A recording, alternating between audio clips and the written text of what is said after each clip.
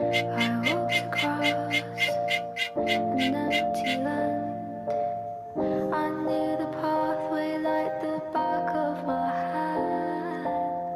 I felt the earth beneath my feet. Sat by the river and